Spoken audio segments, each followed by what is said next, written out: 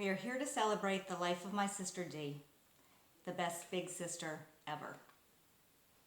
Dee was kind, loving, generous, competent, funny. She always had a twinkle in her eye. That's just who she was. When I was a child of 3, I would get frightened in my bed at night. My solution to this problem was to sneak into Dee's bedroom and sleep with her. Although she was a mere child of 7 and was probably not thrilled at the prospect of being woken, she never complained or got angry. She simply comforted me night after night. When we got a little older, Dee frequently encouraged me to hang out with her and her impossibly cool friends. Looking back, she was probably tasked with babysitting me, and that had to put a major cramp in her style. But again, she never complained, and she always made her pesky little sister feel like an important part of the group. That's just how she was. Dee was extremely loyal to the ones that she loved, and she had a sixth sense when it came to family. I'm sure Danielle has many stories about that.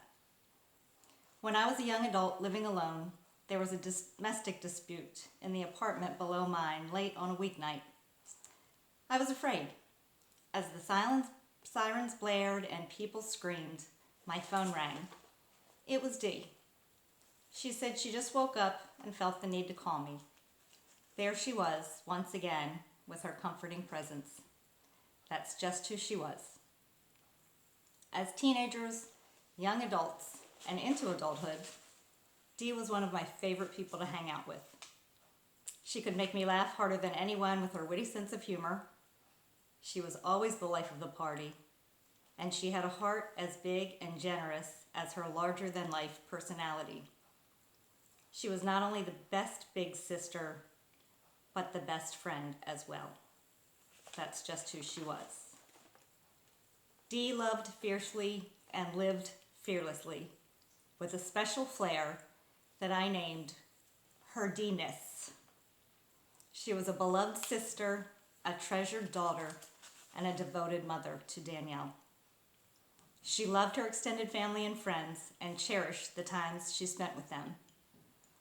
I'm very thankful that Dee spent the last few years living in Texas, where she was close enough to get together with Danielle, Jen, Bart, Katie, and Caitlin often.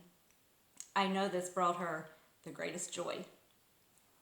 Dee was successful in all of her endeavors, and she was an asset wherever life took her.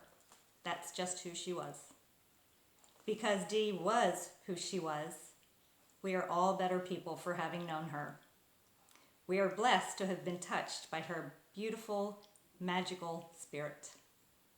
Since Dee gave so much of herself in life, she is not leaving us behind in death. We can all bring a little bit of that Dee-ness into our lives and carry her with us always.